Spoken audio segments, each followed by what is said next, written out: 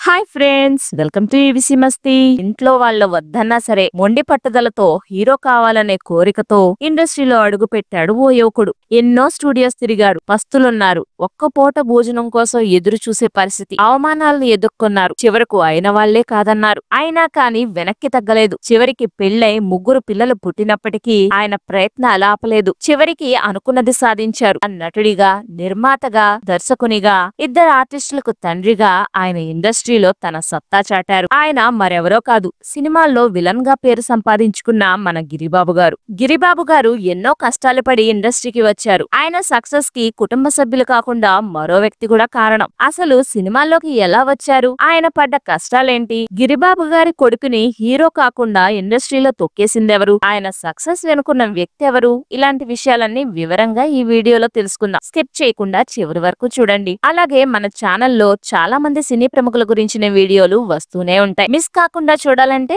తప్పకుండా మన ఛానల్ ని సబ్స్క్రైబ్ చేసుకోండి ఫ్రెండ్స్. అలాగే బెల్ ఐకాన్ ని కూడా యాక్టివ్ చేసి పెట్టుకోండి. మొదటగా గిరిబాబు గారి కుటుంబ నేపథ్యం గురించి తెలుసుకుందాం. గిరిబాబు గారు ప్రకాశం జిల్లాలో రావినూతలపాడు అనే గ్రామంలో 1943వ సంవత్సరంలో జనవరి 8న నాగయ్య, శ్రీదేవి దంపతులకు జన్మించారు. వారి తల్లిదండ్రులకు గిరిబాబు గారు ఒక్కరే సంతానం. గిరిబాబు గారి అసలు పేరు శేషగిరిరావు. అప్పట్లో నాటకాలంటే ఆసక్తి ఉండేది గిరిబాబు గారికి.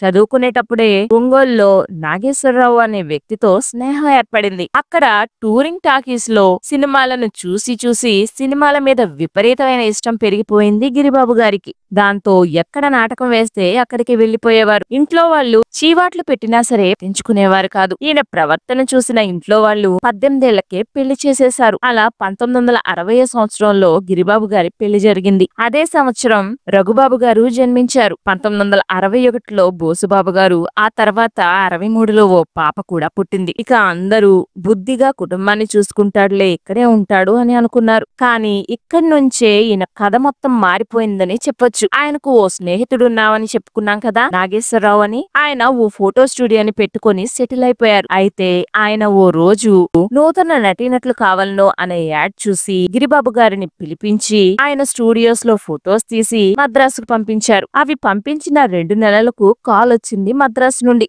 ఇంకేముంది, మద్రాసు వెళ్తానని ఇంట్లో వాళ్ళకి చెప్పారు గిరిబాబు గారు. దీంతో పెద్ద యుద్ధమే అయింది. ఇంట్లో వెళ్లాల్సిందే అని గట్టి పట్టుపట్టడంతో చివరికి ఇంట్లో వాళ్ళు ఒప్పుకున్నారు. అలా 1967 సంవత్సరంలో 400 రూపాయలు చేత్తో పట్టుకుని మద్రాసు బయలుదేరారు గిరిబాబు. అక్కడికి వెళ్లిన తర్వాత మేకప్ టెస్ట్లు అన్ని చేసి ఈ సినిమాలో మీరే హీరో అని చెప్పగానే ఆయన గాల్లో తేలిపోయారు. సినిమా పేరు ధైర్య సాహసే లక్ష్మి. రేపో మాపో షూటింగ్ స్టార్ట్ అవుతుందనగా నిర్మాతలు చేతులెత్తేశారు. దాంతో గిరిబాబు గారు అసలు నేను మద్రాసులో ఉండాలా, తిరిగి ఊరెళ్ళిపోవాలా అనే ఆలోచనలో పడ్డారు. సరే, ఓ నెల రోజులు ఇక్కడే ఉండి ట్రై చేసి చూద్దాం అనుకున్నారు ఆయన. అదే టైంలో జి వరలక్ష్మి గారు కబురు చేసి ధైర్య సాహసే లక్ష్మి నిర్మాత మీ గురించి చెప్పారు, నేను తప్పటడుగు అనే సినిమాని తీద్దామనుకుంటున్నాను, అందులో 2 కథానాయకులుంటారు, అందులో మీరొకరు అని చెప్పారు ఆమె. సరే, ఈ మాట విన్నాక సంతోషంగా వెనక్కి తిరిగారు గిరిబాబు గారు. కానీ ఆ వెంటనే ఆవిడ అనారోగ్యం పాలై హాస్పిటల్లో జాయిన్ అయింది. లేవలేని పరిస్థితి. అది తెలుసుకున్న గిరిబాబు గారు నా పరిస్థితి ఏంటి అని ఆలోచించుకుంటూ సరే ఇక ఊరెళ్ళిపోదాం అనే ఆలోచనకొచ్చి ఆమెను కలవడానికి వెళ్ళగా విషయం అంతా తెలుసుకున్నారు వరలక్ష్మి గారు. ఈ మాత్రం దానికే వెనకడుగు వేస్తావా, నిరుత్సాహపడకుండా ఏదో ఒక ప్రయత్నం చేస్తూ ఉండు అని ఆమె ధైర్యం చెప్పారు. అయితే ఆయనతో తెచ్చుకున్న డబ్బులు అయిపోయినాయి. ఊరెళ్ళే పరిస్థితి లేదు, డబ్బులు అడిగే పరిస్థితి అంతకంటే లేదు. అలా ఎన్నోసార్లు పస్తులతో మద్రాసు వీధుల్లో తిరిగారు గిరిబాబు గారు. అయినా పట్టువదలని విక్రమార్కుల్లా ప్రయత్నాలు కొనసాగిస్తూనే ఉన్నారు. కానీ ఏ సినీ అవకాశాలు రాలేదు. అంతటి కుటుంబం, పిల్లలు, సొంత ఇల్లు, ఊరు అన్ని వదిలేసి భోజనానికి వెతుక్కునే కర్మ ఏంటి నాకు అనుకుని ఏడ్చిన రోజులు కూడా ఉన్నాయి. సరే, ఇక అవకాశాలు రావట్లేదని 1969 సంవత్సరంలో తప్పక ఊరెళ్ళిపోయారు. ఊరెళ్ళిపోయినా సరే ఆయన మనస్సు సినిమాల వైపే ఉండేది. ఇక అదే ధ్యాసలో ఉండడం వారి ఫ్రెండ్ నాగేశ్వరరావు గారు గమనించారు. ఎస్డి లాల్ గారు నూతన నటీనటులు కావాలని ప్రకటన వేశారు. ఇంకేముంది, నాగేశ్వరరావు గారు ఆ ప్రకటన చూసి చూసి గిరి మద్రాసు బయలుదేరు అన్నారు. సినిమాల మీద ఉన్న ఇంట్రెస్ట్ ని చంపుకోలేక మళ్ళీ మద్రాసు వెళ్లారు గిరిబాబు గారు. ఈసారి తన పేరును గిరిబాబుగా మార్చుకున్నారు. సినిమా షూటింగ్ సజావుగా సాగుతుందిలే అనుకున్న సమయంలో మళ్ళీ అవాంతరం. ఎస్డి లాల్ గారు సగం సినిమా తీసిన తర్వాత నెక్స్ట్ షెడ్యూల్ కోసం బ్యాంక్ లోన్ అప్లై చేయగా ఆ బ్యాంక్ లోన్ క్యాన్సిల్ అయింది. ఇక సినిమా సగంలోనే ఆగిపోయింది. నా అంత దురదృష్టవంతుడు ఉండడేమో అనుకున్నారు. ఆ కోపంలో బాధలో ఇంటికి వెళ్లిపోదాం అనే డెసిషన్ కి వచ్చేశారు. అలా 1971లో మళ్ళీ ఊరొచ్చేశారు. ఊరొచ్చేశాక చాలా మంది హేళన చేయడం, చులకనగా మాట్లాడడం లాంటివి చేసేవారు. అవన్నీ భరించి ఎంతో సహనంతో వ్యవహరించేవారు గిరిబాబు. ఊళ్ళో ఇదిలా కొనసాగుతూ ఉండగా మద్రాసులో ఓ పక్క నిర్మాత పూర్ణచంద్రరావు గారు ఓ సినిమాకు కథ సిద్ధం చేసుకుని హీరో కోసం చూస్తుండగా ఎస్డి లాల్ గారు వరలక్ష్మి గారు గిరిబాబు గురించి చెప్పడంతో ఆయనకు టెలిగ్రామ్ పంపారు. 10-15 టెలిగ్రాములు పంపినా రిప్లై రాకపోవడంతో పూర్ణచంద్రరావు గారు ఓ మనిషిని పంపి దగ్గరుండి తీసుకురమ్మన్నారు గిరిబాబు గారిని. ఆ మనిషి నాగేశ్వరరావు గారిని కలిశాడు. ఇద్దరూ కలిసి గిరిబాబు దగ్గరికెళ్లి మద్రాసు బయలుదేరమని చెప్పినా గిరిబాబు ససేమేరా అన్నారు. కానీ వారి స్నేహితుడు పట్టుబట్టడంతో ఇంట్లో తెలియకుండా డబ్బులు లేకుండానే లారీ ఎక్కి మద్రాసు వెళ్లారు. ఇక్కడ చెప్పుకోదగ్గ విషయం ఏంటంటే ఆయన ఫ్రెండ్ నాగేశ్వరరావు గారు గిరిబాబు సక్సెస్ అయ్యే వరకు వెన్నంటే ఉన్నారు. గిరిబాబు గారు ఎన్నోసార్లు నిరుత్సాహపడినా ఆయన ఫ్రెండ్ ఎంకరేజ్ చేసేవారు. ఇప్పట్లో ఎవరున్నారండి అలాగా?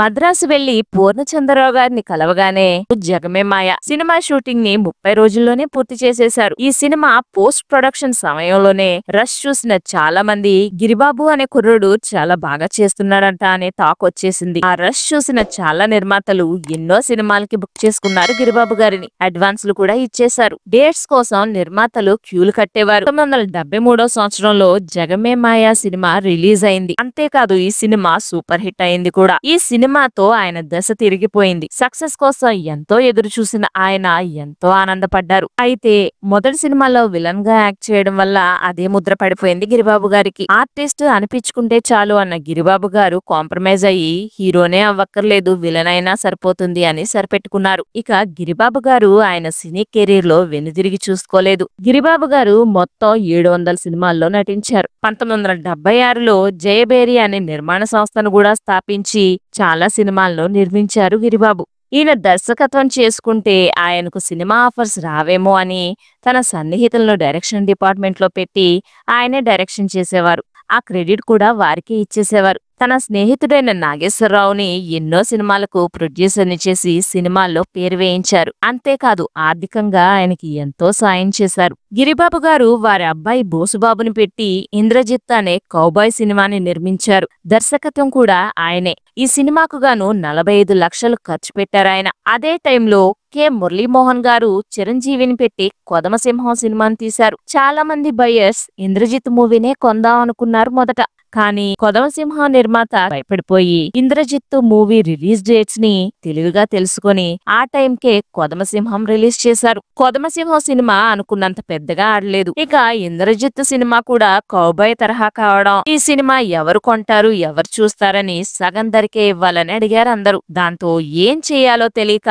సగం ధరకే ఇచ్చేశారు గిరిబాబు గారు. సినిమా బాగానే ఉన్న ఫ్లాప్ అనే టాక్ ని స్ప్రెడ్ చేశారట. ఆ సినిమాతో తన కొడుకు కెరీర్ ని డబ్బుని కోల్పోయారు గిరిబాబు గారు. తన మరో కొడుకు రఘుబాబు మురారితో నటుడిగా తన కెరీర్ ను కొనసాగించారు. ప్రస్తుతం 77 ఏళ్లున్న గిరిబాబు గారు ఆరోగ్యంగా ఉంటూ ఇంకా ఎన్నో సినిమాలు చేయాలని అందరం కోరుకుందాం. ఇది ఫ్రెండ్స్ ప్రముఖ నటుడు గిరిబాబు గారి గురించి సంబంధించిన వివరాలు. ఈ వీడియో గురించి మీ అభిప్రాయాలను కింద కమెంట్ బాక్స్ లో రాయండి. మా వీడియో నచ్చినట్లయితే మర్చిపోకుండా లైక్ చేయండి ఫ్రెండ్స్. అలాగే మరింత మంది ప్రముఖుల గురించి తెలుసుకోవడానికి మా ఛానల్ ను సబ్స్క్రైబ్ చేసి పక్కనే ఉన్న బెల్ ఐకాన్ కూడా ప్రెస్ చేయండి. Thanks for watching friends. జై హింద్.